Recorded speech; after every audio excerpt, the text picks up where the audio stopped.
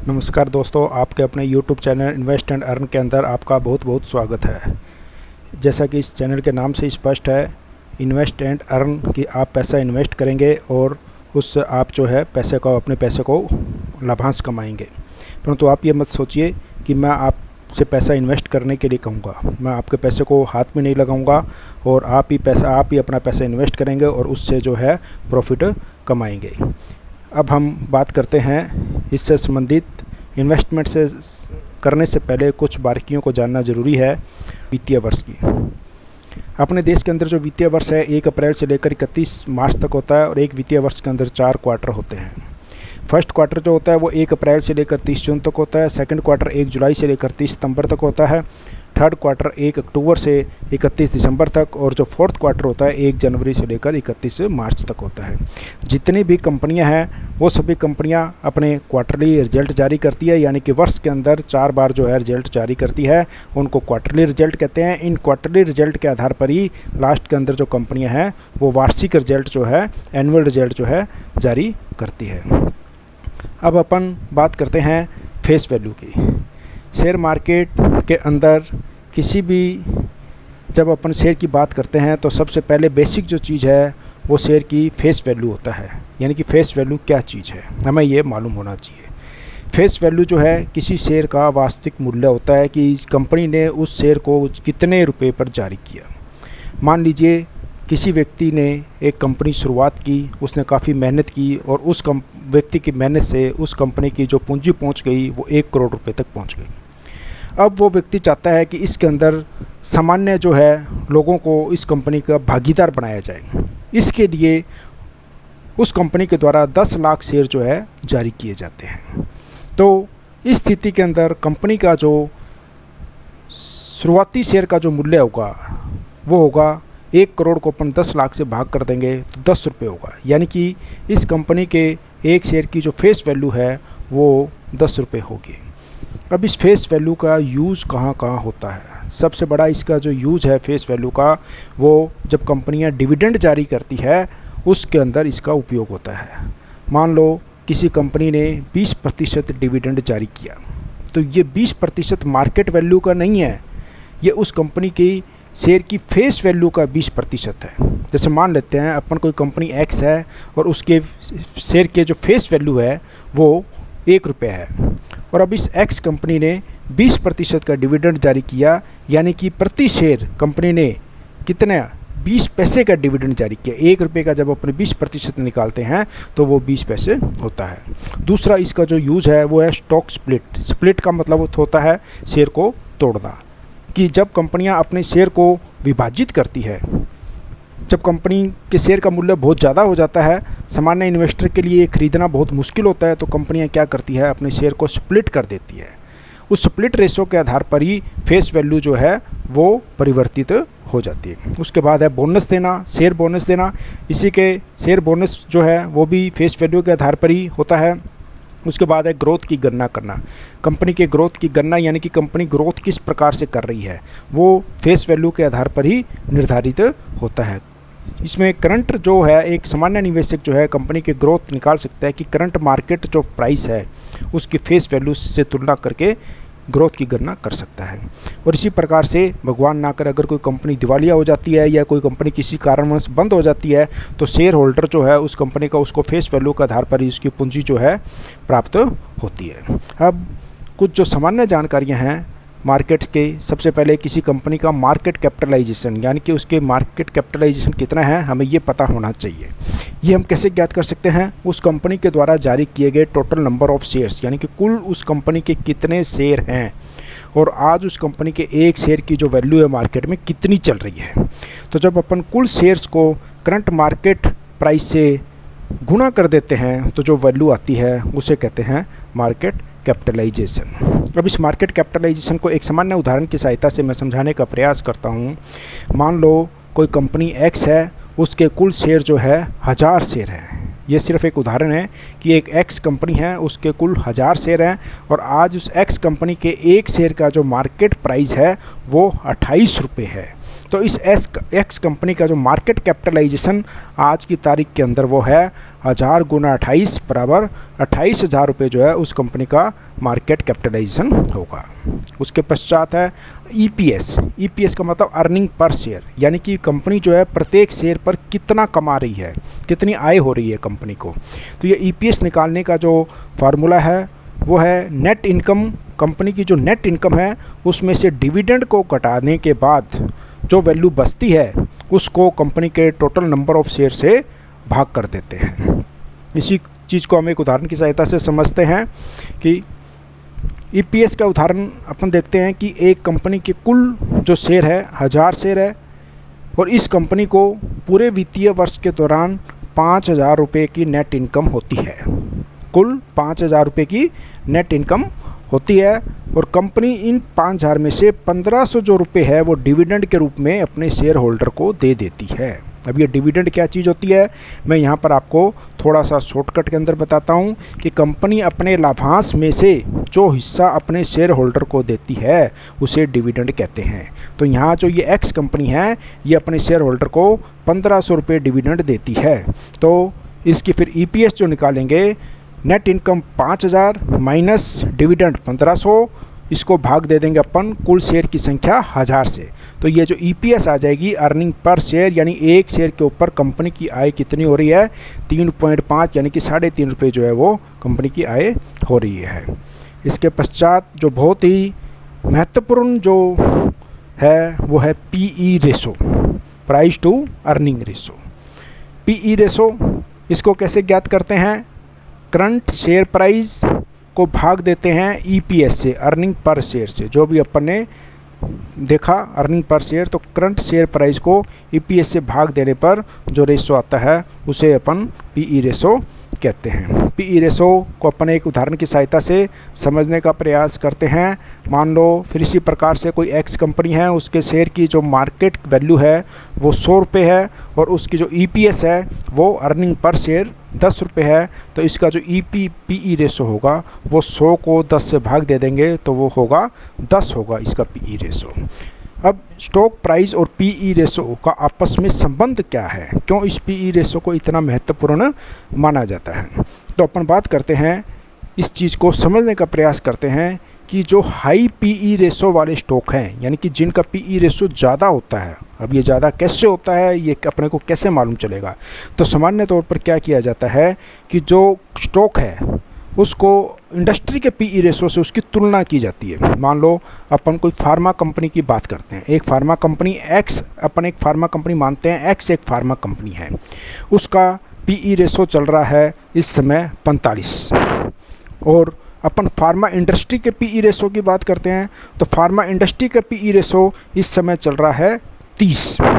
तो अपन देखते हैं कि ये जो एक्स जो फार्मा कंपनी है इसका जो पीई रेशो 45 चल रहा है, जबकि इंडस्ट्री का पीई रेशो 30 चल रहा है। यानी कि फार्मा कंपनी एक्स का जो पीई रेशो है वो ज़्यादा है। ज़्यादा होने का मतलब इस फार्मा कंपनी एक्स का जो स्टॉक है वो क्या है, ओवर वैल्यूड है। यानी कि ये क्या है, ज़्यादा क्या महंगा है, ओवर वैल्यू है। ओवर वैल्यू होने के कारण अगर आप ऐसे स्टॉक को खरीदते हैं तो इसके अंदर नुकसान होने के चांस ज़्यादा रहते हैं। इसीलिए जो हाई पीई रेशो हैं, इंडस्ट्री की तुलना में जिनका पीई रेशो ज़्यादा होता है, ऐसे स्टॉक से हमें बचकर रहना चाहिए। अब हम इसके दूसरे पहलू पर बात करते हैं, लो पीई रेशो। लो का मतलब कम पीई रेशो वाले स्टॉक।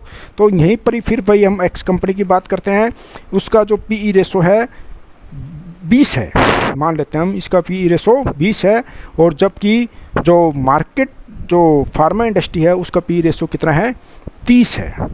तो ये जो अपना जो एक्स कंपनी का पीई रेशो जो 20 है वो इंडस्ट्री के पीई रेशो से क्या है, कम है। इसका मतलब एक्स कंपनी का जो शेयर है वो क्या है, अंडर वैल्यू है, यानी कि अपनी वास्तविक वैल्यू से क्या है, कम है इसकी वैल्यू इस समय मार्केट के अंदर। तो इस प्रकार के जो अंडर वैल्यू जो स्टॉक हैं वो खरीदने चाहिए और इनका भविष्य में क्या है, बढ़ने की संभावना और उनसे प्रॉफिट आने की संभावना ज़्यादा रहती है। उसके पश्चात बुक वैल्यू, बहुत ही इंपॉर्टेंट पहलू है बुक वैल्यू। इस बुक वैल्यू का मतलब क्या है कि कंपनी की जो वैल्यू है पूरी कंपनी की वो कितनी है, कंपनी कितना मानती है कि हमारी कंपनी की सारी वैल्यू अगर आज हम बेचें तो उसकी ये वैल्यू होगी।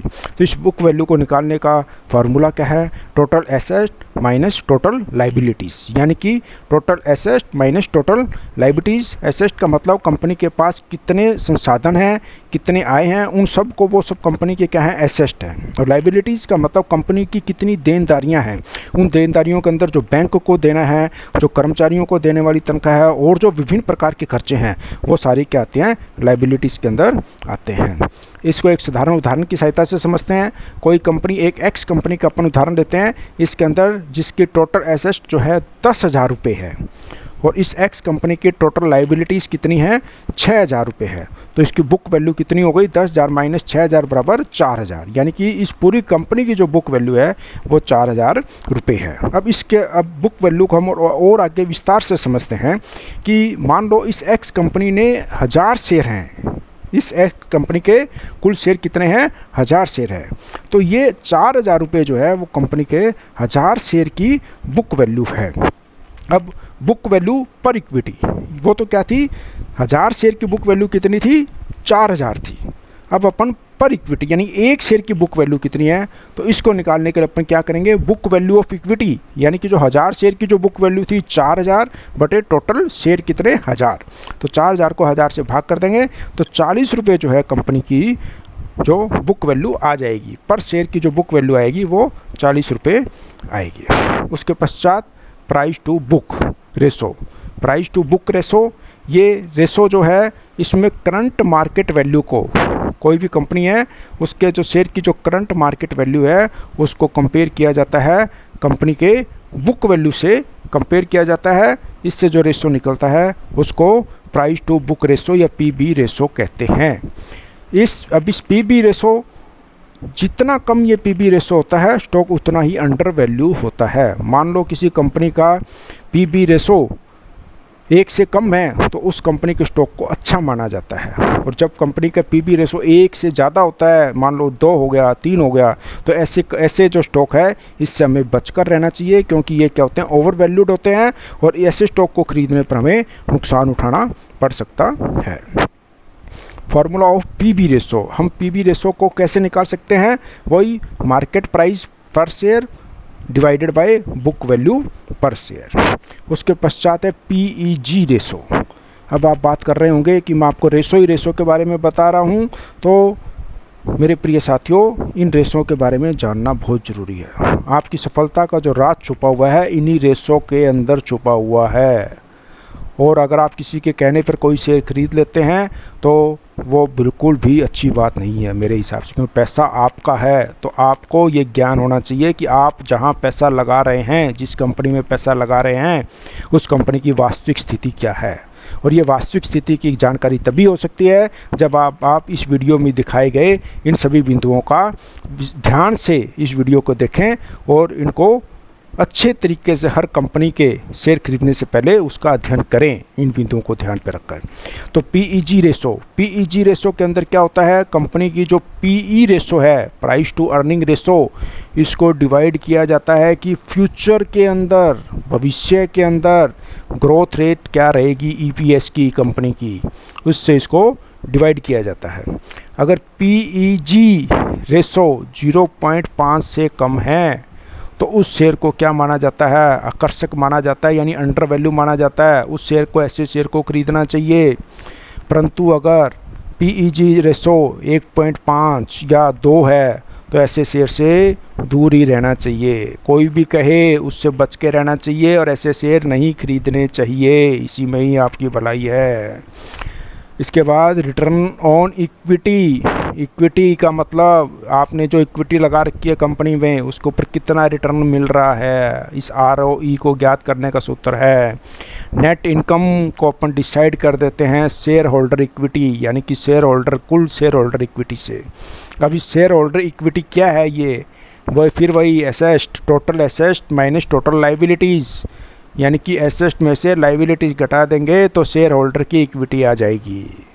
इसके पश्चात अपन बात करते हैं रिटर्न ऑन एसेट। इसका मतलब ये है कि कंपनी के पास जो संसाधन हैं, कंपनी की मैनेजमेंट ने उन संसाधनों का कितने अच्छे तरीके से उपयोग किया, ये चीज़ ये बता रही है। तो ROA का निकालने का सूत्र है net income divided by total asset.